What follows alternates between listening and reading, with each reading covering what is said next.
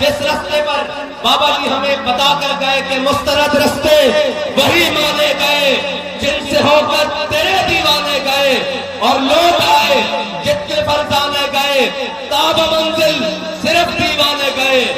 کون سے دیوانے؟ میرے آقا مولا صلی اللہ علیہ وسلم نے غزوہ احد کے مقام پر ایسے ہاتھ بلند کیا، اور ہاتھ میں مسواک نہیں تھی اس وقت، ہاتھ میں اس وقت چھڑی نہیں تھی، میرے آقا مولا کے ہاتھ میں وہ تلوار تھی۔ میرے آقا مولا نے پوچھا کون ہے جو اس کا حق ادا کرے گا، کون ہے جو اس کا حق ادا کرے گا؟ بہت سارے لوگ آگے آئے، کسی نے یہ نہ پوچھا کہ حضور اس کا حق کیا ہے۔ آج ہم سے لوگ ٹکٹ مانگنے آ رہے ہیں، میں نے کہا ٹکٹ دینے کے لیے ہم نہیں بیٹھے، کوئی آ کر ہم سے پوچھے کہ آپ یہ کر کیا رہے ہو، پھر ہم آپ کو بتاتے ہیں کہ ہم کیا کر رہے ہیں، ہم کس مقصد کے لیے میدان میں آئے ہیں، ہم نے یہ جھنڈا اٹھایا کیوں ہے، ہم یہ اتنے لوگوں کو آدھی رات تک جگا کر بیٹھے کیوں ہیں، ہم نے اتنے لوگوں کو حضور کے دین کی بات سمجھائی کیسے ہے، ہم نے بابا جی کے عشق کا طریقہ بتایا کیسے ہے کہ آج بہاولپور کے اسٹیڈیم کا پیٹ کم پڑ گیا ہے، اور اس مقام مصطفیٰ کا ٹھاٹھے مارتا سمندر اس کے اندر سما نہیں رہا۔ بابا جی فرماتے تھے کہ چلیو ایک گل ابھی اتنے تک نہیں رکنی، ایک گل اگلے جہان تک جانی، ایک قافلہ اسی طرح ثابت ہونا حضور دے غلامہ دا، بابا جی کے پیچھے چلنا اس منظر دینا کہ ہم سوئے حشر چلیں گے شاہ ابرار کے ساتھ، اور قافلہ ہوگا رواں قافلہ سالار کے ساتھ۔ میرے آقا مولا نے ایسے تلوار بلند کی، میرے آقا نے فرمایا کون ہے جو اس کا حق ادا کرے گا؟ اوے طاقت رکھنے والوں، اوے اپنی طاقت پر ناز کرنے والوں، اوے یہ کہنے والوں کہ ہم بڑے پاورفل ہیں، سنو میرے آقا مولا نے طاقت کا طریقہ کیا بتایا، طاقت رکھنے والوں کے لیے اصول کیا بتائے، طاقت رکھنے والوں کے لیے پیمانہ کیا بتایا۔ میرے آقا نے فرمایا، انہوں نے عرض کی، حضرت ابو دجانہ آ کے آئے، کہا یا رسول اللہ یہ تلوار مجھے دے دے۔ حضور نے تلوار عطا فرمائی، کہا یا رسول اللہ بتائیں اس کا حق کیا ہے۔ میرے آقا نے فرمایا یہ اللہ اور اس کے رسول کے دشمنوں کے خلاف اتنی چلے کہ ٹیڑھی ہو جائے، اس کا پہلا حق یہ ہے۔ انہوں نے کہا یا رسول اللہ اس کا دوسرا حق، فرمایا کسی مظلوم پر نہ چلے۔ انہوں نے کہا یا رسول اللہ تیسرا حق، فرمایا کسی مسلمان پر نہ چلے۔ انہوں نے کہا یا رسول اللہ اس کا اور حق، میرے آقا مولا نے فرمایا یہ کسی عورت اور بچے پر نہ چلے۔ تو جب تلوار لے لی نا تو پھر کیا فرمایا حضرت ابو دجانہ نے؟ فرمایا ان الذی عاہدنی خلیلی ونحن بالصفق لدى النخیل اللہ اقوم الدہر فی القیول اضرب بسیف اللہ والرسول۔ فرمایا آج میں نے اپنے آقا مولا صلی اللہ علیہ وسلم سے وعدہ کیا ہے، عہد لیا ہے، آج کے بعد پچھلی صفوں میں نہیں لڑنا، آج کے بعد پہلی صفوں میں لڑنا ہے۔ اس مقام پر وعدہ کیا ہے جہاں پر چند خدمتیں تھی، فرمایا آج کے بعد اگلی صفوں پر کھڑا ہو کر اللہ اور اس کے رسول کے دشمنوں کو جواب دیتا رہوں گا۔ تو جب وہ تلوار ہاتھ میں لے لی نا تو حضرت ابو دجانہ میں وہی چال چلی جو شاقان مصطفیٰ نے وزیر آباد میں چلی، ایسے پہلوانوں والی چال، ایسے پہلوان ایسے نہیں چلتے، پہلوان ایسے ہی چلتے ہیں، حدیث کے الفاظ پہلوانوں والی چال چلی۔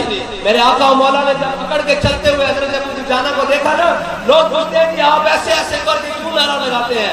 میں نے کہا ہم آپ کو جواب دیتے ہیں کیوں لگاتے ہیں۔ حضرت ابو دجانہ کو جب ایسے چال چلتے دیکھا نا تو میرے آقا مولا نے فرمایا اللہ کو یہ چال بڑی ناپسند ہے، یہ متکبرانہ چال، یہ چوڑے ہو کے چلنا، یہ سینہ نکال کے چلنا اللہ کو بڑا ناپسند ہے، لیکن میرے دشمنوں کے سامنے پسند ہے۔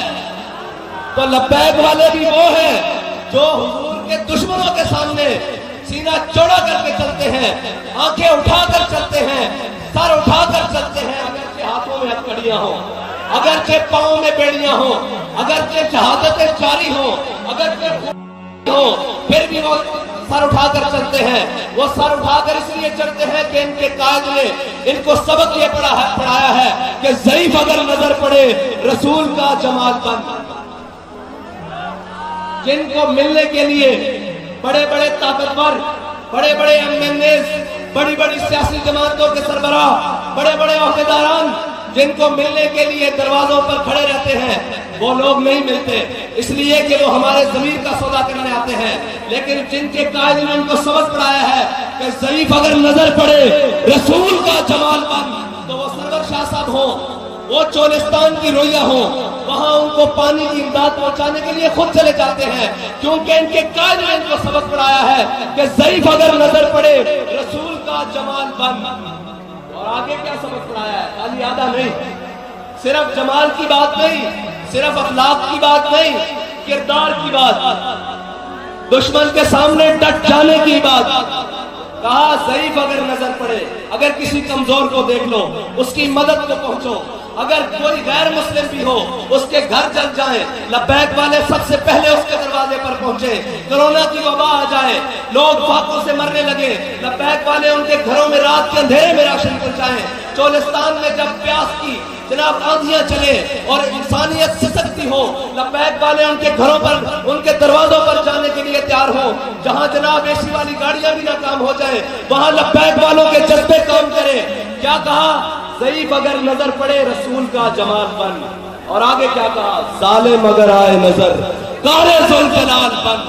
اور اگر کسی ظالم کے سامنے آ جائے بات تو وہ پھر چاروں طرف سے گھیرے ہوئے بھی ہو، وہ جناب اپنے ظلم و ستم کے عروج پر ہو، اپنے جناب سختیوں کی پابندیوں کی پچھاڑ کر دیں، پھر بھی یہ کہتے ہیں کہ نہیں، ظالم اگر آئے نظر قہر ذوالجلال بن۔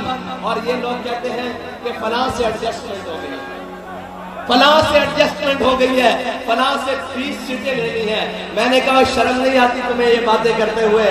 ہم تو یہ قسم کھا چکے ہیں کہ مر ہی جاؤں جو اس در سے جاؤں، 2 قدم کیا بچے بیمار غم، قرب مسیحا چھوڑ کر تم کہتے ہو سیٹیں لے کر۔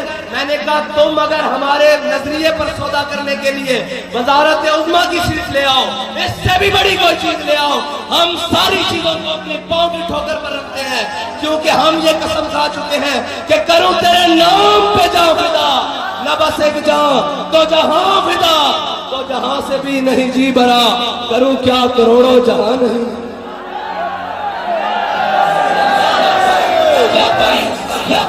یا رسول اللہ،